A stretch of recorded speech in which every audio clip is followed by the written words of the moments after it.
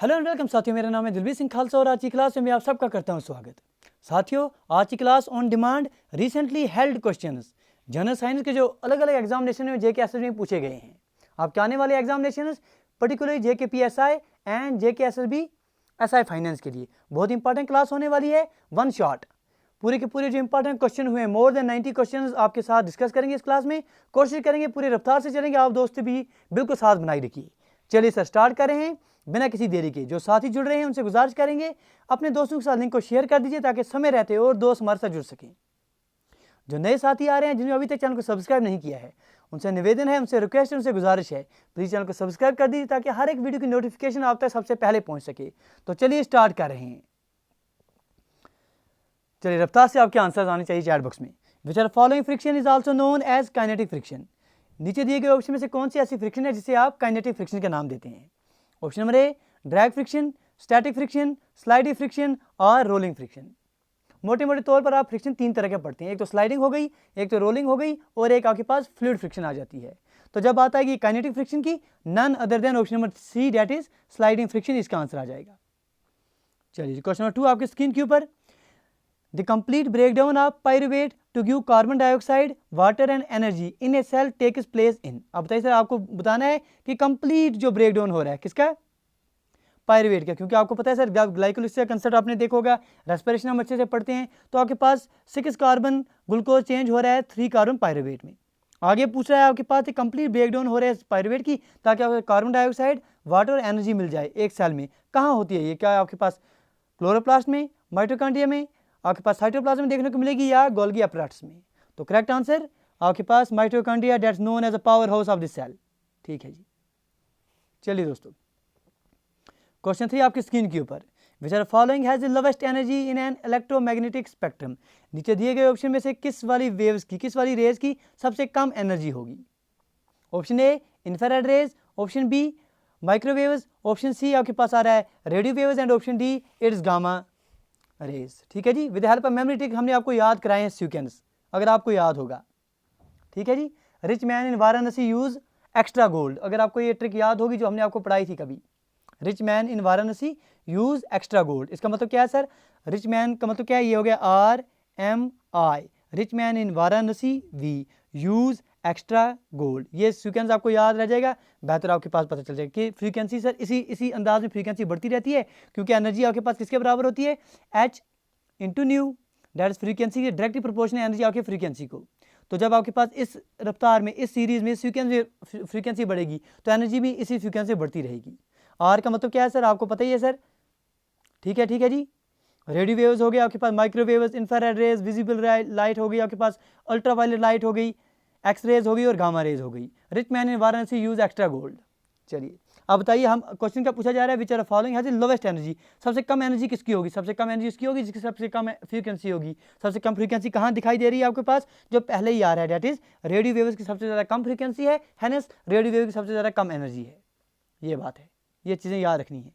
Question number 4 आपके screen के ऊपर। इन एन इकोसिस्टम जू plankton is an example of. अब बताइए सर, इकोसिस्टम में जू प्लैंकटन किसकी एग्जांपल है? क्या प्रोड्यूसर्स के है, ऑटोट्रॉपस, प्लांट कम्युनिटी या हेटेरोट्रॉपस? तो बेसिक क्वेश्चन है, सब दोस्त इसका आंसर सही देंगे क्योंकि आपके पास जू प्लैंकटन हेटेरोट्रॉपस में आप कंसीडर करेंगे। क्वेश्चन 5 आपके स्क्रीन के ऊपर। What the atomicity of oxygen molecule. Atomic city आपने बतानी है किसकी? ऑक्सीजन मॉलिक्यूल की। एटॉमिसिटी क्या है sir? Total number of atoms present in the molecule. Formula oxygen आप किस तरह से लिखते हैं जनरली सर? O2 लिखते हैं, मतलब एटॉमिसिटी ऑक्सीजन की क्या आनी चाहिए सर? 2 आनी चाहिए। तो correct answer option number B बिल्कुल सही आंसर है। Total number of atoms present in a molecule it's known as atomicity. बिल्कुल रफ्तार से आपके आंसर आने चाहिए दोस्तों। क्वेश्चन 6 आपके स्क्रीन के ऊपर। The number of wave crest passing through a point in a unit time is called. कितने नंबर ऑफ वेव क्रेस्ट पास होंगे through a point in a unit time, उसे आप क्या कहेंगे? क्या फ्रीक्वेंसी कहेंगे, एम्पलीट्यूड कहेंगे, इंटेंसिटी कहेंगे, या उसे आप वेवलेंथ कहेंगे? क्योंकि पर यूनिट टाइम की जब बात आएगी तो नन अदर देन आपके पास फ्रीक्वेंसी आ जाती है। और फ्रीक्वेंसी किस यूनिट में हम मेजर करते हैं, आप दोस्त हमें लिख के बताइए चैट बॉक्स में। ठीक है जी, ठीक है, बिल्कुल, बहुत बेहतर। क्वेश्चन 7 आपके स्क्रीन के ऊपर। Which are following countries is also known as country of winds. किस कंट्री को आप कंट्री ऑफ विंड्स कहेंगे? जिन दोस्तों ने सोर्स ऑफ एनर्जी क्लास हमारे साथ देखी है, बेहतर तरीके से जानते हैं। Option A England, option B Denmark आ रहा है, सी आपके पास ऑस्ट्रेलिया, डी कनाडा। तो none other than option number B, that Denmark is known as country of winds. Question number 8 आपकी स्क्रीन के ऊपर बात हो रही है, which are following is an example of inexhaustible nature resource. Inexhaustible, अब आपको पता है सर नेचर रिसोर्स दो तरह के, एक तो एग्जॉस्टेबल जो खत्म हो रहे हैं, ठीक है जी, दूसरे इनएग्जॉस्टेबल जो खत्म होने वाले नहीं हैं। बताइए सर इनमें से कौन सा है? क्या कोल है, क्या आयर है, मिनरल्स, नेचुरल गैस? तो ये भी एग्जॉस्टेबल, ये भी एग्जॉस्टेबल, ये भी एग्जॉस्टेबल, तो बचा क्या आपके पास? Most appropriate answer option number B, that's air. Question 9 आपकी स्क्रीन के ऊपर, the amount of electric charge flowing per unit of time is known as. अब बताइए सर क्या पूछा जा रहा है? चार्ज पर यूनिट टाइम। तो किस नाम से इसे देते हैं? जिन दोस्तों ने करंट इलेक्ट्रिसिटी क्लास से बेहतर तरीके से पढ़ी है सर, उसे हम करंट कहते हैं, इलेक्ट्रिक करंट कहते हैं। तो इलेक्ट्रिक करंट का आपके पास ऐसा यूनिट क्या है, आप हमें लिख के बताइए, ठीक है जी। क्वेश्चन 10 आपके स्क्रीन के ऊपर, the chemical symbol Ag denoted which are following element. Ag sir किसका सिंबल है? क्या सिल्वर का है, आयरन का है, गोल्ड का है या आर्गन का है? बताइए जी, किसकी बात हो रही है? क्वेश्चन पूछा जा रहा है कि आपने बताना है कि Ag जो है वो किसका सिंबल है, ठीक है जी।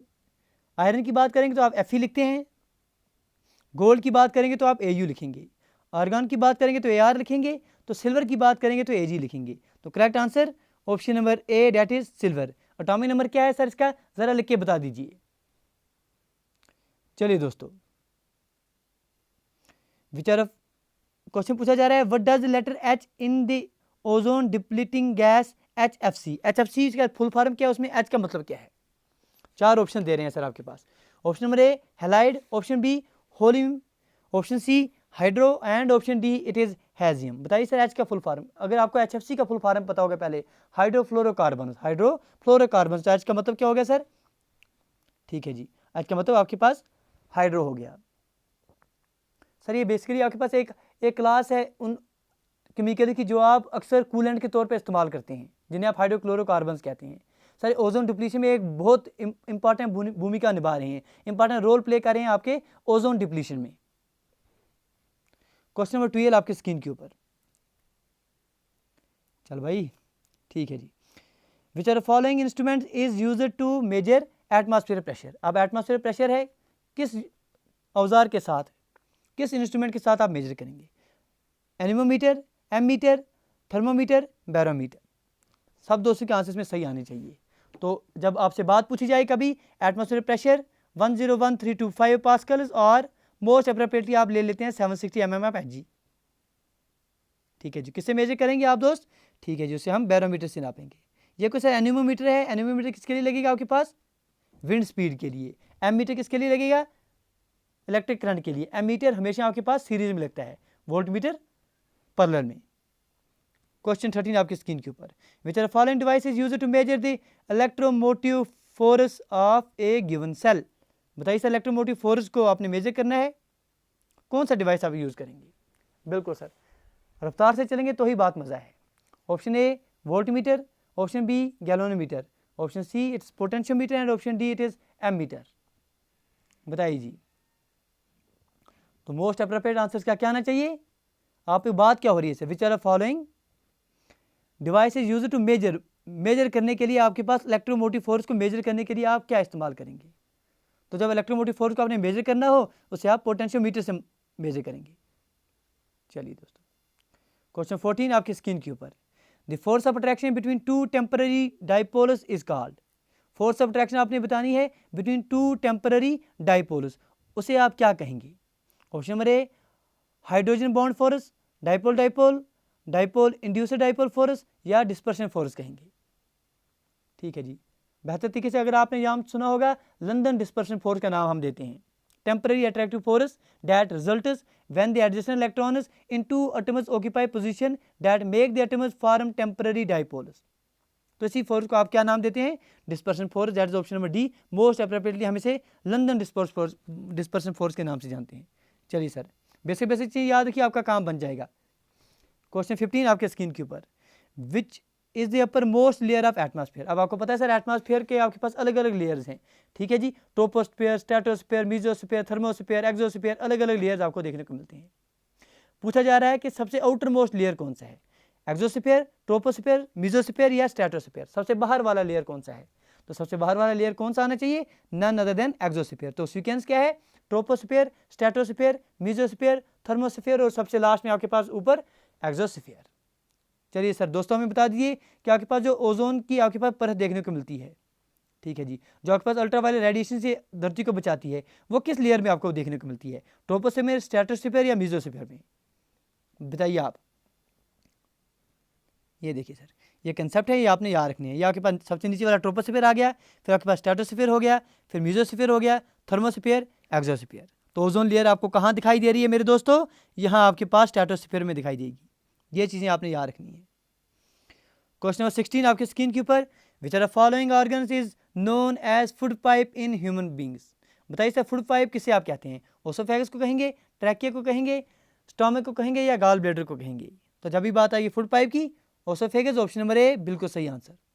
Question 17, which are following vitamin is also known as biotin? अब बताइए सर बायोटिन किसका नाम है? कोई दोस्त ऐसा होगा जिसने हमारी से क्लास नहीं देखी है, विटामिन, उससे रिक्वेस्ट करेंगे प्लीज़ आप सर्च करिएगा vitamin by Dilbir Singh Khalsa with help of memory tricks, और ऐसे मेमोरी टिकट्स बनाए हैं कि आप भूल के भी भूलेंगे नहीं। ठीक है जी। अब बताइए सर जब भी बायोटिन की बात आएगी तो टिन से क्या याद रखते हैं? टिन हमारा धोनी साहब के लिए हम याद रख लेते हैं, तो धोनी का नंबर 7 विटामिन B7 इसका आंसर है। कैसे याद रखे आपने, आप जानते ही हैं सर। ठीक है, डी से जब आपके पास आएगा तो आप ज़्यादा याद रखेंगे। ठीक है जी, कल्सीफेरॉल जिसे आपने नाम दे दिया है। सी की बात करेंगे तो आप एस्कॉर्बिक एसिड का नाम देंगे, और ए तो आप जानते ही हैं हमारे दोस्त रेटिनॉल। ठीक है जी। चलिए दोस्तों क्वेश्चन नंबर 18 आपकी स्क्रीन के ऊपर, the rate of change of velocity with respect to time is called? ठीक है जी, velocity per unit time, rate of change of velocity. ठीक है जी, v2 minus v1 t2 minus t1, उसे आप क्या कहते हैं सर? उसे हम क्या एक्सेलरेशन कहेंगे, मोमेंटम कहेंगे, स्पीड कहेंगे, या आप उसे मूवमेंट ऑफ फोर्स कहेंगे? बताइए जी। Question number 18 none other than option number A. Question number 19 आपके स्क्रीन के ऊपर, which are following terms denote a disease outbreak that spreads across countries? अब बताइए सर अलग अलग कंट्री में कोई बीमारी फैल रही है, कोई बीमारी जो आउटब्रेक हो रही है अलग अलग ममालिक में, अलग अलग कंट्रीज में, उसे आप क्या पेंडेमिक कहेंगे, क्या आप उसे एपिडेमिक कहेंगे, एपिडेमिक कहेंगे या एंडेमिक कहेंगे? तो पिछले 2 साल से सर हम एक पेंडेमिक से जूझ रहे हैं जिसका नाम क्या है? कोविड-19। तो वो बीमारी जो एक मुल्क से ज़्यादा देशों में फैल जाए उसे आप पेंडेमिक घोषित करते हैं। तो आपके पास कोरोना वायरस को भी पेंडेमिक घोषित कर दिया गया है। ठीक है जी, ये कुछ इंपॉर्टेंट चीज़ें हैं, याद रख दीजिएगा। देखिए सर बात आ जाएगी, अगर आपसे कभी पूछा जाए क्या आप बताइए एंडेमिक क्या है, एंडेमिक के बारे में बात की जाए तो एंडेमिक का मतलब क्या है? Endemic disease is constantly present in a certain population और region with relatively low spread, और there may be periods when it doesn't affect the people at all if it is only present in the environment. तो endemic बीमारी होगी वो जो आपके पास constantly present है सर्टन पॉपुलेशन या कुछ रीजन में। इसके बरकत आपके पास जो एपिडेमिक आ जाता है, एपिडेमिक का मतलब क्या है सर? ये सडन इंक्रीज आ जाता है केसेस में, एक बड़ी पॉपुलेशन फॉर किसी एक कंट्री में फैल जाती है सर ये बीमारी, तो उसके आप एपिडेमिक कहेंगे। लेकिन अगर आप एक से ज़्यादा ममालिक में ये फैल जाए तो उसे आप पेंडेमिक कहेंगे। ठीक है जी। एंडेमिक की जब बात आएगी, एंडेमिक की बात आपने देखनी है कि फैली हुई अलग अलग ममालिक में लेकिन थोड़ा थोड़ा। ठीक है जी, ये चीज़ आपने याद रखनी है। तो एंडेमिक, एपिडेमिक और पेंडेमिक में आप डिफरेंस याद रख दीजिएगा। चलिए मेरे दोस्तों क्वेश्चन नंबर 20 आपके स्क्रीन के ऊपर, which are following unit is an example of CGS unit? CGS unit की इनमें से एग्जाम्पल कौन सी है? ऑप्शन ए आपके पास candela, option B centimetre, option D आपके mole, and option D ammeter. देखिए सर मोल की बात करेंगे, कैंडला की बात करेंगे, एम्पियर की बात करेंगे, these all are SI units, while as centimetre जो है आपके पास CGS यूनिट है, क्योंकि आपके पास मीटर इसका SI यूनिट आ जाता है। ठीक है जी, ये कुछ इंपॉर्टेंट ये चीज़ें आपने याद रखनी है, एग्जामिनेशन पॉइंट ऑफ व्यू से मोस्ट इंपॉर्टेंट है। केल्विन टेम्परेचर के लिए, मीटर डिस्टेंस के लिए, एम्पियर आपके इलेक्ट्रिक करंट के लिए, सेकंड जो है ये टाइम के लिए आ जाता है। मोल अगर आप देखेंगे तो ये आपके पास अमाउंट ऑफ सब्सटेंस के लिए आ जाएगा, अगर आप किलोग्राम देखेंगे तो ये आपके पास मास के लिए आ जाएगा। कैंडला की बात करेंगे तो intensity of light. Which are following is an example of amorphous solid? बताइए सर इनमें से एमॉर्फस सॉलिड कौन सा है? क्या क्वार्ट्ज आ रहा है, रबर आ रहा है, डायमंड और माइका? एमॉर्फस सॉलिड की जब बात आएगी तो इनमें से आप मोस्ट अप्रोप्रिएट आंसर क्या लेंगे? चलिए दोस्तों, तो correct answer none other than rubber. ठीक है जी। Question number 22, in ozone which layer is termed as good ozone. आप बताइए सर ओजोन में किस लेयर को आप कहेंगे गुड ओजोन, क्योंकि दो तरह के ओजोन आप मानते हैं, एक तो आपके पास गुड ओजोन हो गया, दूसरा आपके पास बैड ओजोन हो गया। बैड ओजोन जो है आपके ट्रोपोस्फीयर में मिलता है, आपको अर्थ के बिल्कुल नज़दीक आपको मिलता है, जिसे आप बैड ओजोन कहते हैं। वाइला जो आपके पास ओजोन स्ट्रेटोस्फीयर में मिल रहा है आपको, उस ओजोन को आप गुड ओजोन कहते हैं। क्यों सर? वो आपके पास हार्मफुल अल्ट्रावायलेट रेडिएशन जो सन से आ रही है उनसे बचाता है, इसलिए सर वो गुड है। तो गुड ओजोन की बात आएगी तो स्ट्रेटोस्फीयर लिखेंगे, बैड ओजोन की बात आएगी तो आप ट्रोपोस्फीयर की तरफ जाएंगे। Question number 23, what is SI unit of electric current. अब बताइए सर इससे आसान क्या पूछ सकता है जे कैसे भी आपसे, जे कैसे भी आपसे पूछा है कि आप हमें बताइए इलेक्ट्रिक करंट का एसआई यूनिट क्या है। कैंडला सर इंटेंसिटी का आ रहा है, आप लाइट, एम्पियर इलेक्ट्रिक करंट का आ रहा है, पास्कल किसका आ जाएगा, आप बताइए प्रेशर का आ जाएगा, मोल किसका आ जाएगा, मोमेंट ऑफ सब्सटेंस का। पूछा क्या है सर आपके पास इलेक्ट्रिक करंट का पूछा है, तो electric current option number A ampere, option number B जो है ampere. Question 24, which is the most abundant gas in earth atmosphere. आप बताइए sir most abundant gas earth के एटमॉस्फेयर में कौन है, नाइट्रोजन, ऑक्सीजन, कार्बन डाइऑक्साइड, ये हाइड्रोजन। तो correct answer option number A that is nitrogen. ये देखिए सर अप्रॉक्सीमेटली आपके पास 78% नाइट्रोजन देखने को मिलेगा, 21% ऑक्सीजन हो गया, उसके बाद कार्बन डाइऑक्साइड लगभग आपके पास 0.04% और बाकी अदर गैसेज मोस्टली आर्गन वगैरह 0.96%। चलिए दोस्तों question 25, which are following process denote water soluble inorganic nutrients go down into the soil horizon and get precipitated as unavailable salts. अब बताइए सर इनमें से किस प्रोसेस को आप क्या कहेंगे जिसके माध्यम से जो कि वाटर सोल्यूबल इनऑर्गेनिक न्यूट्रिएंट्स हैं वो जमीन के नीचे चले जाते हैं, सोइल हॉरिजन में चले जाते हैं अनअवेलेबल साल्ट्स के तौर पर। क्या आप यूट्रिफिकेशन कहेंगे, फ्रेगमेंटेशन कहेंगे, बायोमैग्निफिकेशन कहेंगे या लीचिंग कहेंगे? बेहतर तरीके से सर ये सारे कंसेप्ट हमें इकोसिस्टम में पड़े हुए हैं। Question 25, none other than leaching. Question 26, which are following vitamin is also known as thiamine. आप बताइए थायामीन किसका आर है? Option number A vitamin C, B vitamin B1, option C vitamin D and option D is a vitamin B6। चलिए sir जब बात आएगी thiamine, sir mine हम याद रखते हैं, तो माइन किसने कहा था? बिल्कुल सर नंबर 1 पर किसका हक है, ये चीज़ हमने आपको पढ़ाई थी, तो इसका आंसर आना चाहिए विटामिन B1। जिन दोस्तों ने सर विटामिन की क्लासेस देखी हमारे साथ वो कोरिलेट करना सीख रहे होंगे, वो समझ रहे होंगे हम कहना क्या चाह रहे हैं। तो correct answer vitamin B1। Question 27, which are following is an example of vector quantity. अब बताइए सर क्वांटिटीज आपके पास दो तरह की आ रही हैं, एक तो फिजिकल क्वांटिटीज, दूसरी आपके पास वेक्टर क्वांटिटीज। ठीक है जी, वेक्टर क्वांटिटी में आपके पास मैग्नीट्यूड होना चाहिए और मैग्नीट्यूड के साथ साथ आपके पास डायरेक्शन भी होनी चाहिए सर। तो अगर आप मेरे दोस्तों यहाँ ऑप्शन हम आपको दे रहे हैं मास, सर ये तो आपके पास स्केलर क्वांटिटी आ रही है, मोमेंटम देख सकते हैं, स्पीड आप सोच सकते हैं, वॉल्यूम आप सोच सकते हैं, लेकिन करेक्ट आंसर क्या आना चाहिए? Option number B. मोमेंटम किसके बराबर होता है 10? बताइए दोस्त मेरे मोमेंटम किसके बराबर होता है? मोमेंटम की वैल्यू क्या है? मोमेंटम आप पी से डिनोट करते हैं, पी किसके बराबर है? Mass into velocity. तो मोमेंटम आपके पास एक वेक्टर क्वांटिटी आ रही है। Question 28, the electrical instrument rheostat is use to control the electric current by varying the. अब आपके पास रियोस्टैट है, इसके माध्यम से आप कंट्रोल करते हैं इलेक्ट्रिक करंट को, वेरी क्या करते हैं, चेंज क्या करते हैं सर? क्या रेजिस्टेंस को चेंज करते हैं, कैपेसिटेंस को चेंज करते हैं, इंडक्टेंस को चेंज करते हैं या फ्रीक्वेंसी को चेंज करते हैं? None other than option number A that is resistance. इसका एक्सपेरिमेंट आप दोस्तों ने स्कूल में भी किया होगा। चलिए दोस्तों question 29, what the SI unit of wave length. अब बताइए सर वेव लेंथ का एसआई यूनिट क्या है? मीटर, हर्ट्स, आपके पास सेकंड आ रहा है या वाट? तो वेव लेंथ की जब बात करेंगे तो वेव लेंथ की एसआई यूनिट क्या आना चाहिए सर? मीटर आना चाहिए, क्योंकि लेंथ को दर्शा रहा है। चलिए दोस्तों क्वेश्चन 30 आपके स्क्रीन के ऊपर, what the chemical symbol of sodium. अब बताइए सर केमिकल सिंबल सोडियम का क्या है? क्या PB आ रहा है, AG, AU या Na? याद रखिएगा जब एक से ज़्यादा लेटर्स किसी सिंबल के आ रहे हैं तो हमेशा कभी भी आप फॉर एग्जाम्पल NAS इस तरह से नहीं लिखेंगे, ये गलत तरीका है। जब लिखना होगा कैपिटल पहला लेटर आएगा, दूसरा हमेशा आपके पास स्मॉल लेटर आ जाता है। अब बताइए सर सोडियम का आपके पास केमिकल इनमें से सिंबल कौन सा है? तो question number 30 option number D that is Na। चलिए दोस्तों सोडियम Na क्यों लिखा गया सर? क्योंकि लेटिन वर्ड इसका आ रहा है नेट्रियम, NaTri, ये लिखिए सर NaTrium, ये इसका असल नाम है लेटिन वर्ड में, इसी से इसका Na उठाया गया है। Question 31, what the atomicity of helium. अब हीलियम की एटॉमिसिटी, क्योंकि एटॉमिसिटी का कंसेप्ट हम आपको दे चुके हैं पहले क्वेश्चन में, अब सीधा सीधा आंसर दे दीजिए। हीलियम कभी आपने He2 दिखा है या He3 दिखा है? नहीं देखा है सर, सीधा सीधा He सिंगल देखने को मिलता है। तो correct answer option number B, that is 1। Question 32, autotrophic nutrition is found only in. अब बताइए ऑटोट्रॉपिक न्यूट्रिशन किस में? ऑटोट्रॉपिक न्यूट्रिशन कहने का मतलब जो आपके पास खुराक अपनी खुद बना रहे हैं। क्या बर्ड्स अपनी खुराक खुद बना रहे हैं, मैमल्स, फिशेज या ग्रीन प्लांट्स? तो बेसिक क्वेश्चन है, यही पूछे जा रहे हैं। Question 33, which type of energy source is solar energy. Solar energy किस तरह की एनर्जी सोर्स है? क्या एग्जॉस्टेबल है, कन्वेंशनल, नॉन कन्वेंशनल या नॉन रिन्यूएबल? अब देखिए सर, आपने बेहतर तरीके से सोर्स ऑफ एनर्जी पढ़े हुए हैं, तो आपका आंसर जो है चुटकी में इसका आना चाहिए। देखिए एग्जॉस्टेबल तो सर है नहीं है, कन्वेंशनल तो है नहीं, नॉन रिन्यूएबल, तो करेक्ट आंसर मोस्ट अप्रोप्रिएट जो है आप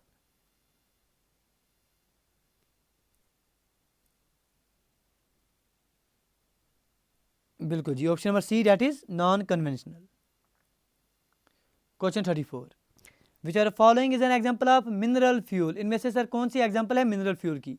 बॉक्साइट, कोल, मैग्नीज या माइका? मिनरल फ्यूल की एग्जाम्पल आ रही है, बताइए मेरे दोस्तों।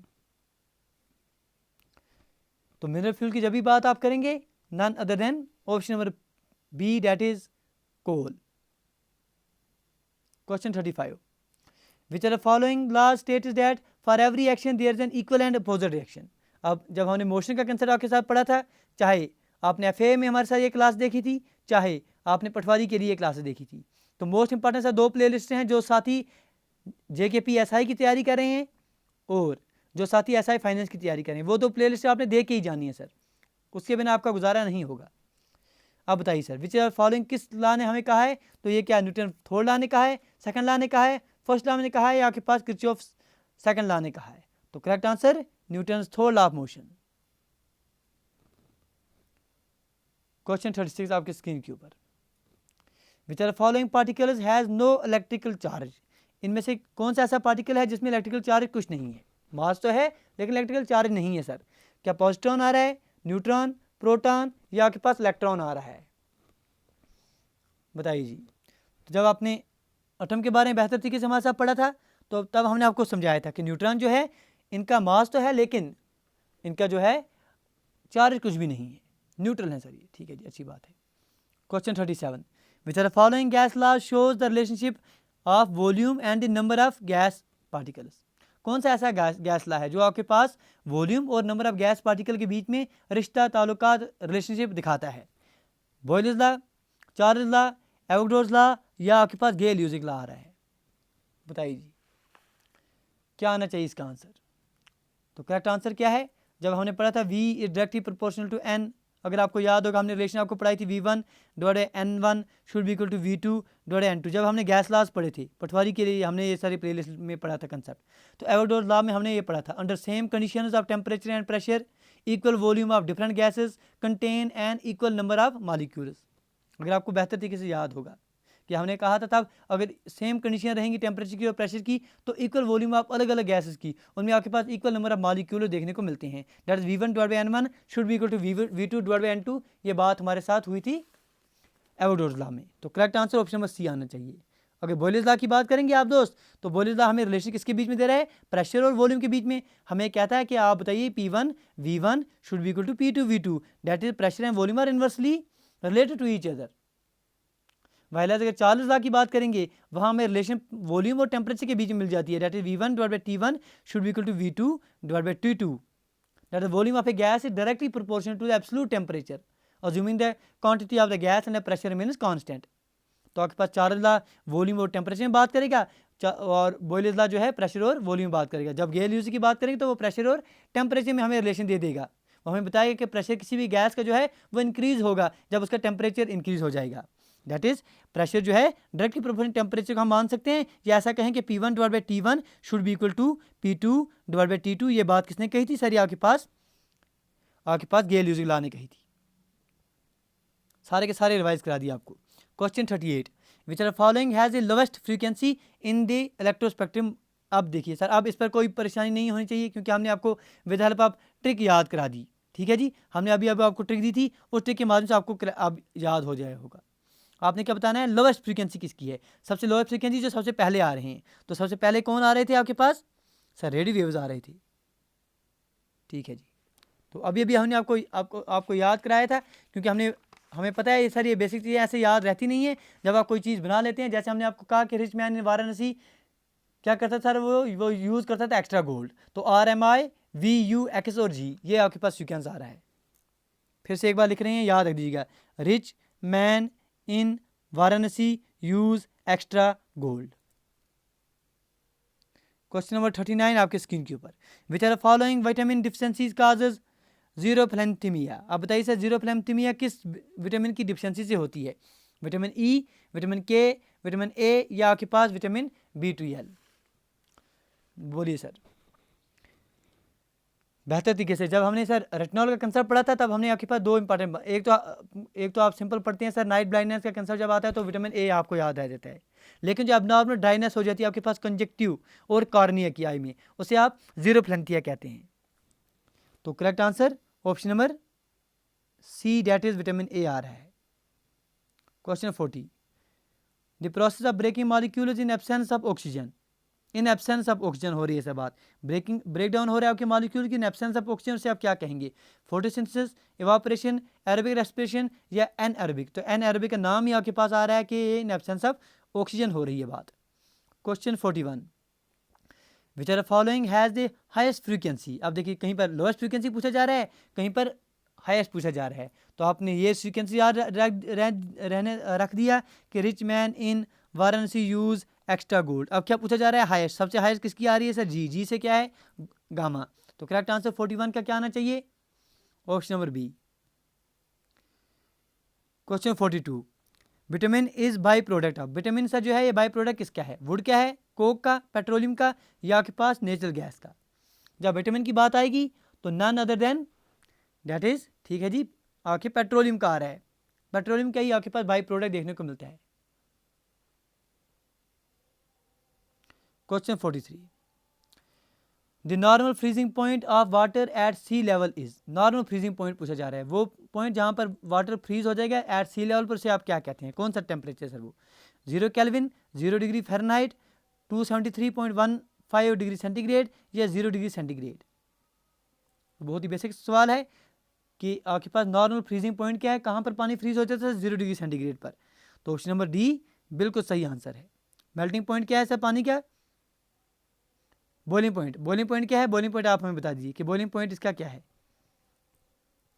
क्वेश्चन 44, द रेस्टोरिंग फोर्स पर यूनिट एरिया। अब फोर्स पर यूनिट एरिया आप इसे क्या कहते हैं, क्या आप इसे वेलोसिटी कहेंगे, अच्छी बात है, स्ट्रेस कहेंगे, टाइम कहेंगे, या आप एक्सेलरेशन कहेंगे। तो मोस्ट अप्रोप्रिएट आंसर इसका क्या आना चाहिए, उसे आप स्ट्रेस कहते हैं। सीधे सीधे कभी पूछा जाए फोर्स पर यूनिट एरिया, इसे आप क्या कहते हैं, स्ट्रेस ऑप्शन में ना हो तो प्रेशर कहीं पर हो तो आप प्रेशर का भी ऑप्शन इस्तेमाल कर सकते हैं।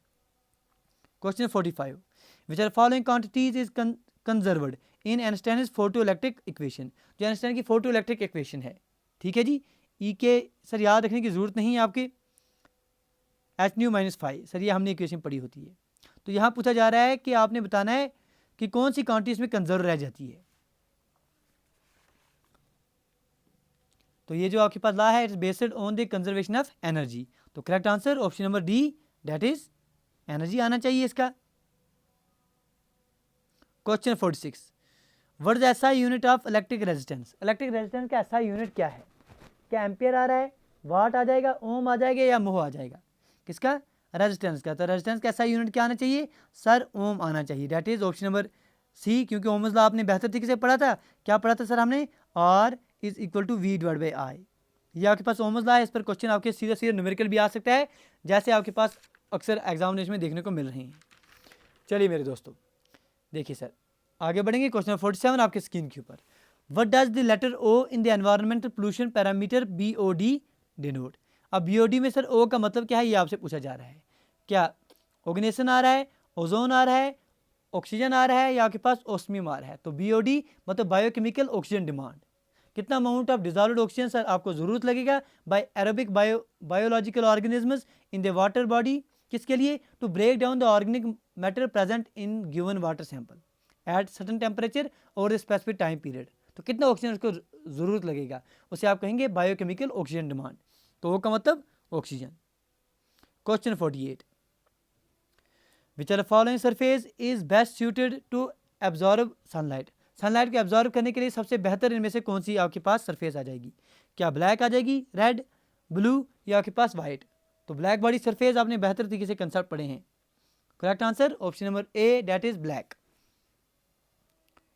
क्वेश्चन 49,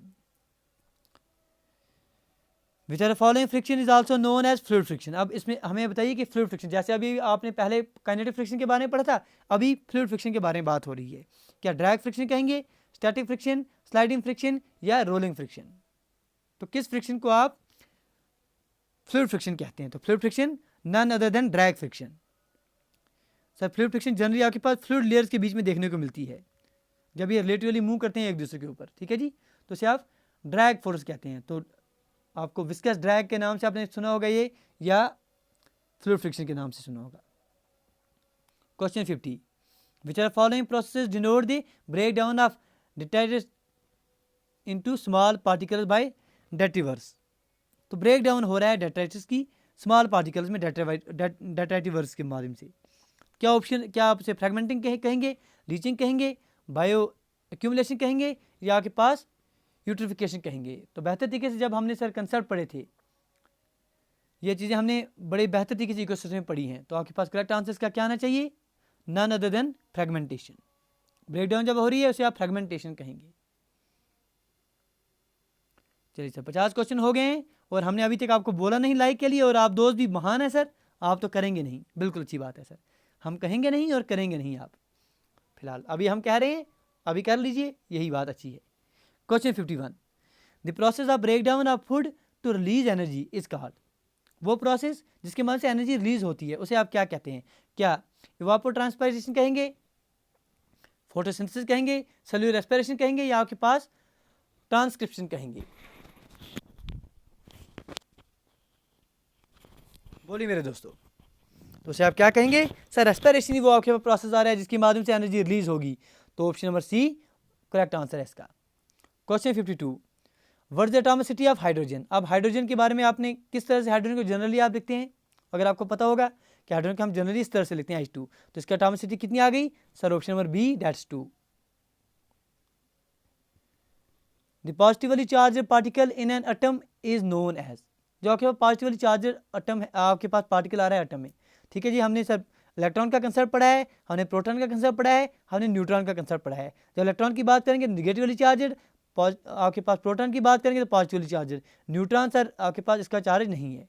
तो करेक्ट आंसर जब पॉजिटिव की बात आएगी तो आपके पास प्रोटॉन ही आना चाहिए। चलिए मेरे दोस्तों, ठीक है जी, तो ऑप्शन नंबर सी बिल्कुल सही आंसर आ जाएगा 53 का। Question 54, which are following is a water soluble vitamin. अब आपने बेहतर तरीके से पढ़ा है सर, हमने क्या पढ़ा है? हमने पढ़े हैं फैट सोल्यूबल विटामिन और आपके पास वाटर सोल्यूबल विटामिन आ रहे हैं। तो फैट सोल्यूबल विटामिन के लिए हमने आपको याद रखा था, ट्रिक बताई थी, हमने बोला था कीड़ा जो है वो पानी में नहीं घुलता है। पानी में नहीं घुलेगा तो किस में घुल जाएगा? सर फैट में घुल जाएगा। तो मतलब KEDA ये विटामिन आपके पास फैट सोल्यूबल आ रहे हैं। बाकी बचे हुए आपके पास बी ग्रुप जो हो गया आपके पास, और आपके पास विटामिन सी जो है ये आपके पास वाटर सोल्यूबल आ रहा है। तो क्वेश्चन पूछा जा रहा है वाटर सोल्यूबल, के सर नहीं आ रहा है, डी नहीं आ रहा है, ए नहीं आ रहा है, तो लेकिन सी जो है ये वाटर सोल्यूबल ही आ जाएगा। 54 option number C. Question 55, which are following states of matter has the lowest kinetic energy. किस स्टेट है मैटर की सबसे कम काइनेटिक एनर्जी होगी? बेसिक सवाल है। तो काइनेटिक एनर्जी सबसे ज़्यादा कम किन की होगी? क्या सॉलिड्स की होगी, लिक्विड्स की होगी, गैस की होगी या प्लाज्मा की होगी? Most appropriate answer solid. Solid में सबसे कम आपके पास काइनेटिक एनर्जी देखने को मिलेगी। अच्छी बात है। Question 56, which are following gas law shows relationship between pressure और वॉल्यूम। अब प्रेशर और वॉल्यूम में हमने अभी बोला कि प्रेशर जो है वॉल्यूम इन दोनों का क्या है सर? बिल्कुल अपोजिट रिश्ता आ रहा है। तो प्रेशर और वॉल्यूम में कौन सा लॉ आपको बता रहा है? करेक्ट आंसर क्या आना चाहिए? Pressure is inversely proportional to volume, none other than Boyle's law. बेहतर तरीके से आपने पढ़ लिया sir. Question 57, in which are following organisms the exchange of gases occur through the moist skin. नीचे दिए गए ऑप्शन में से कौन सा ऐसा ऑर्गेनिज्म है जिसमें एक्सचेंज ऑफ गैसेस हो रहा है मॉइस्ट स्किन के द्वारा? क्या डॉग में हो रहा है, अर्थवर्म, फिशेज या बुफेलो? मोस्ट अप्रोप्रिएट आंसर इसका क्या आना चाहिए? नन अदर देन, ठीक है जी, earthworm. Question 58, which are following vitamin deficiency causes scurvy? अब स्कर्वी किस विटामिन की डिफिशिएंसी से होती है? ठीक है जी, एस्कॉर्बिक एसिड की डिफिशिएंसी से होती है। अब एस्कॉर्बिक एसिड कौन सा है? क्या ए है, के है, ई है या सी है? None other than option number D that is vitamin सी।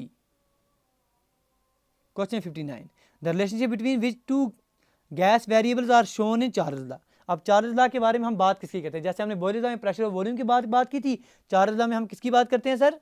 बताइए सर। चार्ल्स लॉ में हमारे पास रिलेशन आती है वॉल्यूम और टेम्परेचर के बीच में, that is V1 divide by T1 should be equal to V2 divide by T2। ये रिलेशन हम कहाँ पढ़ते हैं सर? चार्ल्स लॉ में पढ़ते हैं। तो correct answer volume and temperature कहाँ पर दिखाई देगा आपको? वॉल्यूम एंड टेम्परेचर, बताइए sir. Option number B, temperature volume इसने दिया है, अच्छी बात है। Question 60, which are following is known as black gold? Black gold आप किसे कहते हैं? वुड को कहेंगे, कोल को, पेट्रोलियम या biofuel?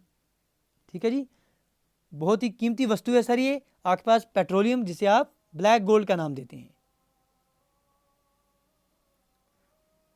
Question 61, the amount of electric current flowing per unit area? क्या पूछी जा रही है कि करंट पर यूनिट एरिया, सर उसे आप क्या कहेंगे? सर जे से हम डिनोट करते हैं इसे। आप बताइए, क्या करंट डेंसिटी कहेंगे, रेजिस्टिविटी कहेंगे, पावर कहेंगे या पोटेंशियल कहेंगे? तो जब रेजिस्टिविटी की बात करेंगे सर ये तो नहीं आ रहा है, जे मतलब आपके पास करंट डेंसिटी, तो करंट डेंसिटी किसके बराबर हो जाती है? करंट पर यूनिट एरिया। तो 61 ऑप्शन नंबर सी।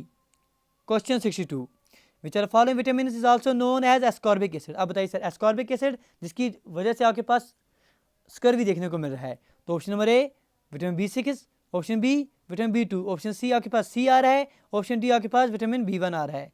तो ascorbic acid option number C that is vitamin C को कहते हैं। Question 63, which are following quantities has only magnitude? कौन सी ऐसी क्वांटिटी है जिसका सिर्फ मैग्नीट्यूड है, या ऐसा कहें कौन सी ऐसी क्वांटिटी है जो आपके पास स्केलर क्वांटिटी आ रही है? बताइए जी। Speed, force, momentum, velocity. तो आपके पास फोर्स हो जाए, मोमेंटम हो जाए, वेलोसिटी हो गया, the all are vector quantities. इनके पास मैग्नीट्यूड भी है, डायरेक्शन भी है, लेकिन स्पीड आपके पास सरासर एक मैग्नीट्यूड आ रहा है, सिंपल आपके पास स्केलर क्वांटिटी आ रही है।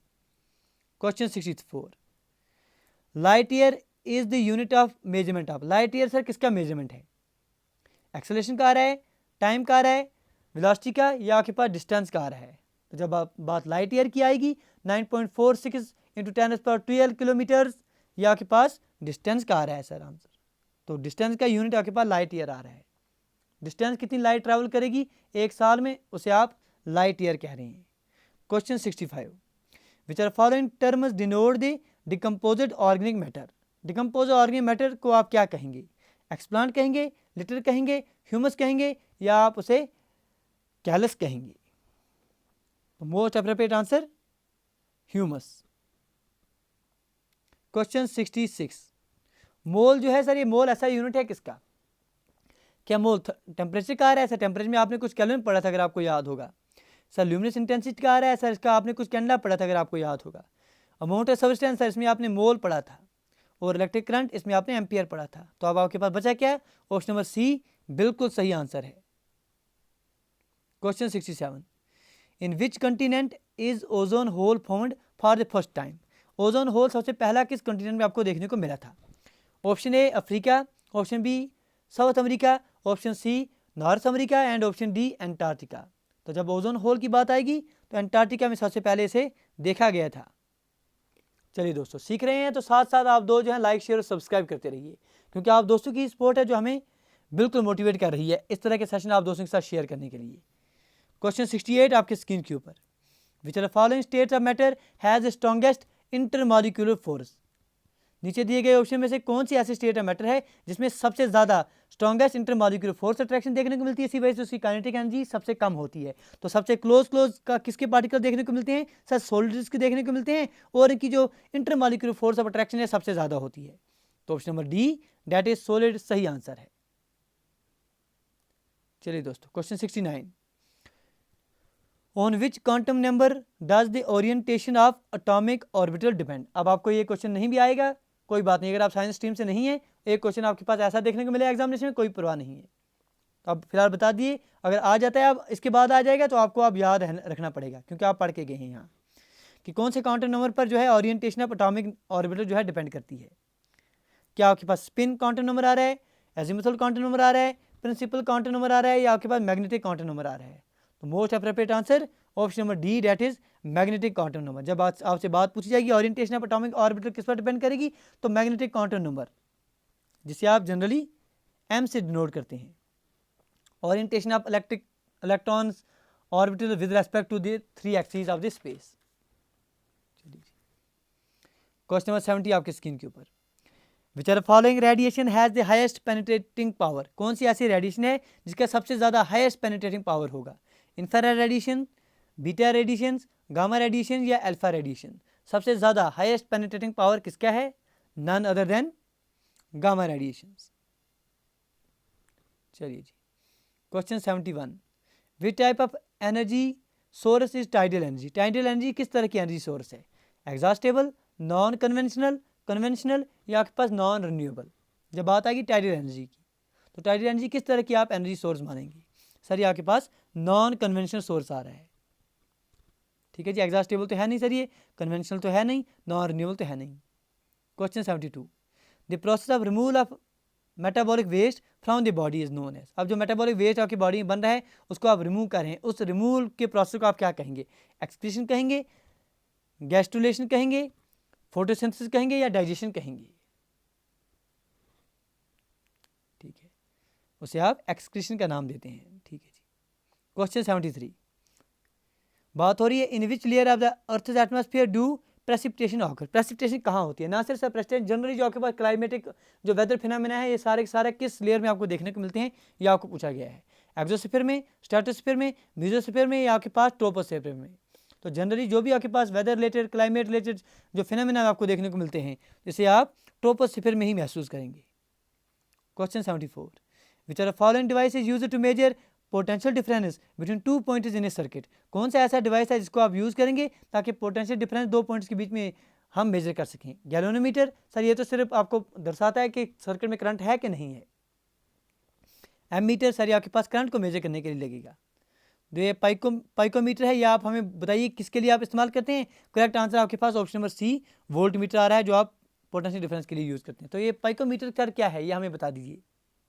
सर पाइकोमीटर बेसिकली आपके पास एक स्मॉल ग्लास बोतल हो जाती है ऑफ नॉन वॉल्यूम, जिसका आप यूज़ करते हैं for determining the relative density of liquids and solids by weighing. Question number 75 आपके स्क्रीन के ऊपर, which are following quantities is conserved in Bernoulli's theorem? Bernoulli's theorem इनमें से कौन सी क्वांटिटी है जो आपके पास कंजर्व रहती है? Option A weight, option B energy, option C linear momentum and option D आपके पास एंगुलर मोमेंटम आ रहा है। जब बर्नौली थ्योरम की बात आएगी, state that in a steady flow, जो आपके पास sum of all forms of energy है किसी भी फ्लूइड में अलोंग ए स्ट्रीम लाइन, ये सेम रहता है at all the points in it stream line. तो आप बात किसकी हो रही है, किसकी कंजर्वेशन की बात हो रही है? सर एनर्जी की बात हो रही है। Question 76, which are following group of animals get nutrition by feeding on both plants and animals? ठीक है, कौन सा ऐसा ग्रुप ऑफ एनिमल्स आ रहा है जो प्लांट्स और एनिमल्स दोनों पर फीड करता है, उनसे दोनों से अपना जो खुराक है वो हासिल करता है? ऑटोट्रॉपस, ओमनिवर्स, हर्बीवर्स या कार्निवर्स? तो करेक्ट आंसर जो दोनों से हासिल करेगा उसे आप ओमनिवर्स कहेंगे। क्वेश्चन 77, बिल्कुल सर आपने रफ्तार बना के रखनी है, कोई बात नहीं है, इस क्लास के बाद आप जो हैं बेहतर तरीके से सारे कंसेप्ट आपको रिवाइज हो जाएंगे। Question 77, what the third layer of earth atmosphere? Earth के एटमॉस्फेयर का तीसरा लेयर कौन सा है? आपने क्या पढ़ा है sir? Troposphere, stratosphere, mesosphere, thermosphere, exosphere. तो थर्ड लेयर की जब बात आएगी तो करेक्ट आंसर क्या आना चाहिए? ट्रोपोस्फेयर, स्ट्रेटोस्फेयर और मेसोस्फेयर। मेसोस्फेयर कहाँ पर है? ऑप्शन नंबर बी बिल्कुल सही आंसर है। Question 78, which are following vitamin deficiency causes pernicious anaemia? Pernicious anaemia किसकी वजह से होती है?